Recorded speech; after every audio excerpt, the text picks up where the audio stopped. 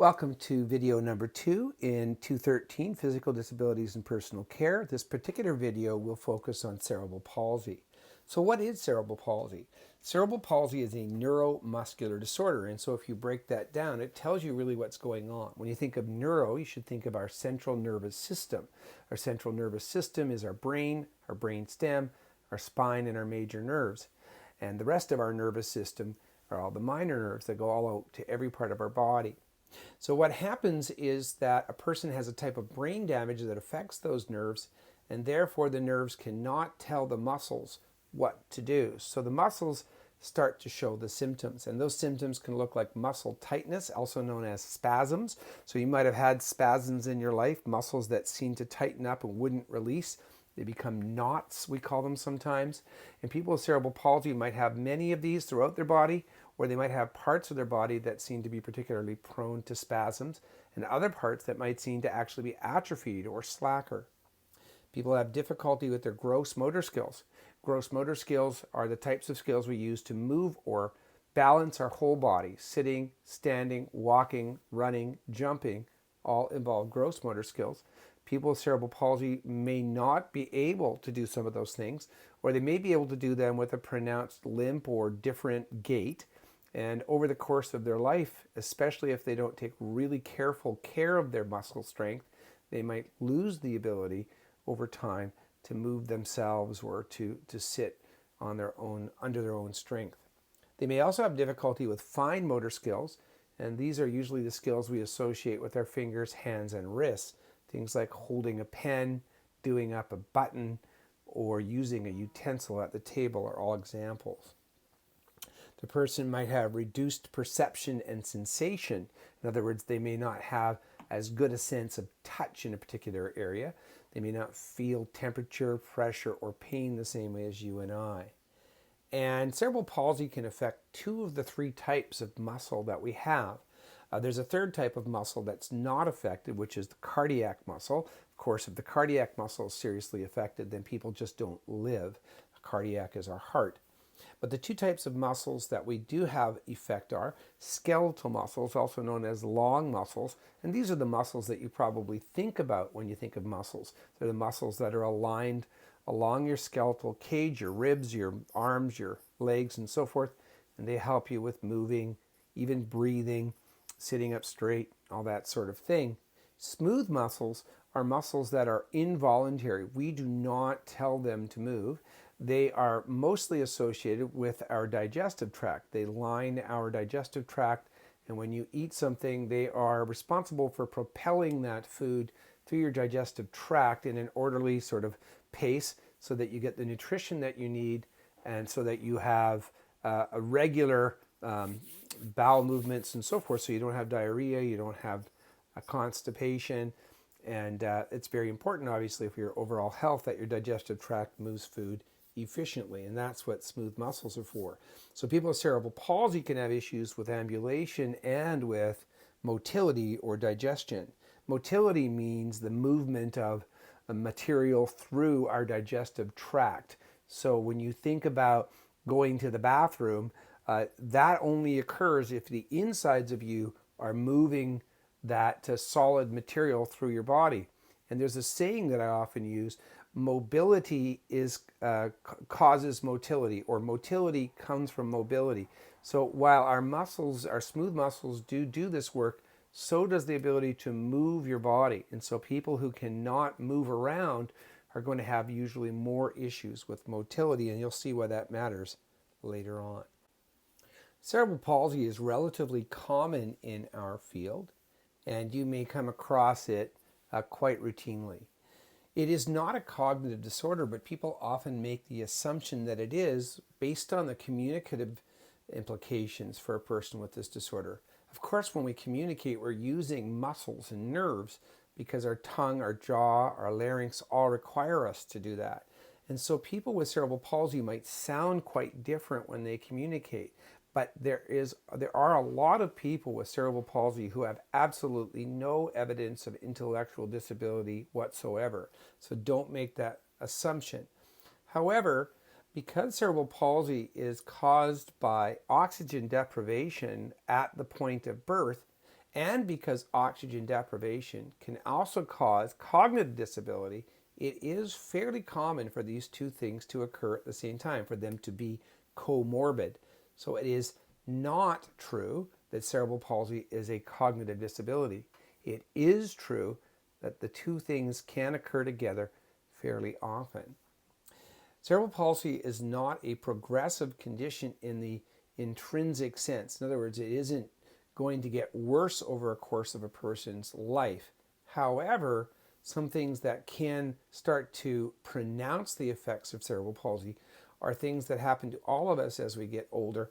Our muscles tend to turn tend to become less strong, and our fitness tends to decline. And so that can take away some of the capacity that the person might have had before, as I mentioned, with things like sitting up straight or walking. So their prognosis, in other words, what happens in their future, may actually change. Really important to understand that term prognosis is what's likely to happen for the person in the future. Even if a person's limbs are not functioning in cerebral palsy, we don't call this paralysis. And the reason is, in paralysis, people not only can't move their limbs, but they don't have the perceptual ability. Their nerves don't allow them to feel anything.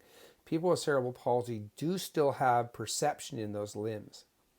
There are three main types of cerebral palsy: spastic, which is characterized by tight and stiff muscles, as we've talked about before; athetoid, which is characterized by constant writhing motion, and often you'll see people with this and seem to have difficulty sitting still or keeping their limbs from moving, and it affects their speech, and it may sound slurred as well.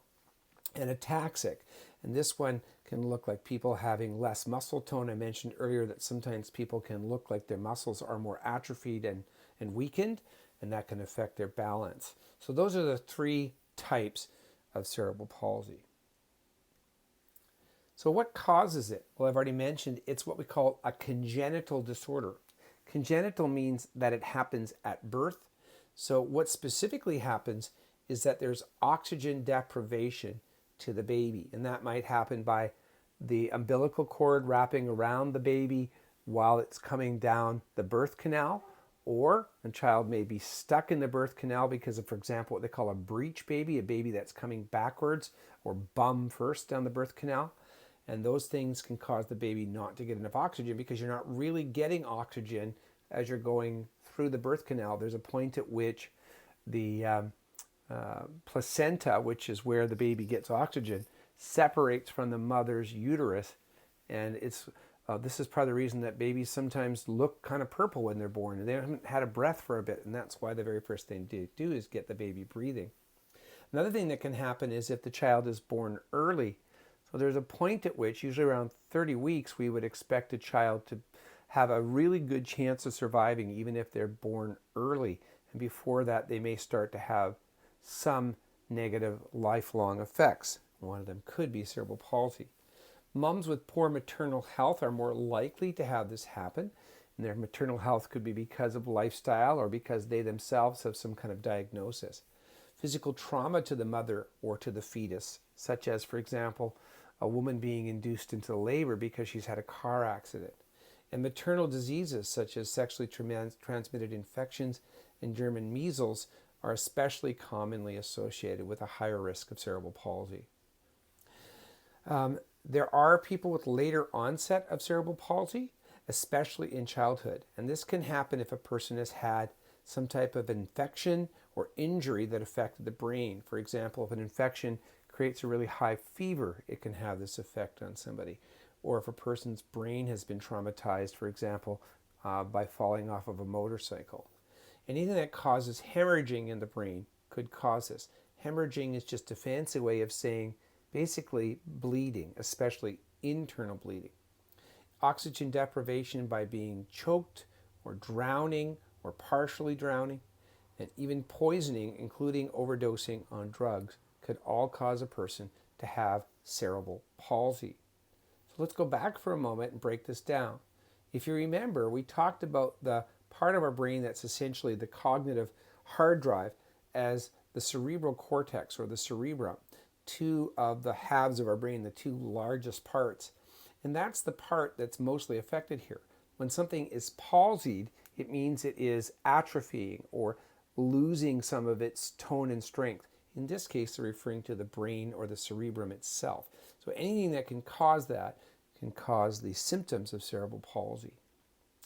So what do we do for people with cerebral palsy? Well, it really depends on the extent of their symptoms. People can have little effects all the way to effects where I've seen them have to be in what we call a gurney, which is essentially, instead of a wheelchair, a wheel bed. They laid on and had to be moved around in that position. That's pretty extreme and rare, but it does happen.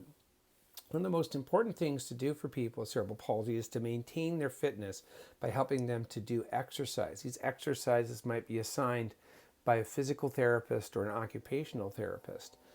Keeping them active and maintaining their diet. It's not good for anybody to gain weight, but when you haven't got very much muscle strength, adding even a few pounds of weight can really change whether or not a person can move or balance. And it's a constant process of reassessment, working with professionals to see if what's being done is working.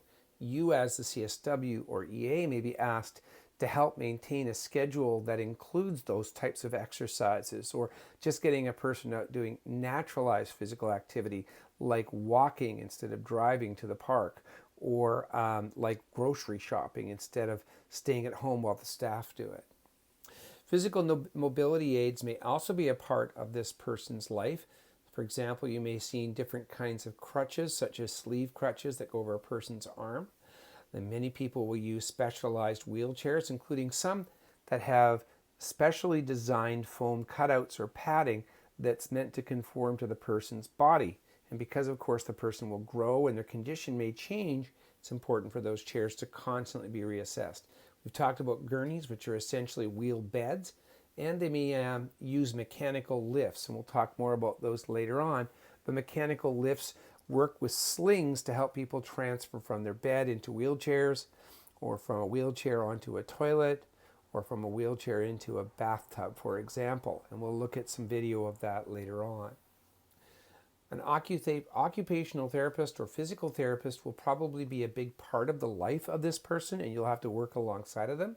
They'll typically give you a set of exercises and stretches that are really important for that person, especially that person with spasticity. Building in routine standing and stretching is very important.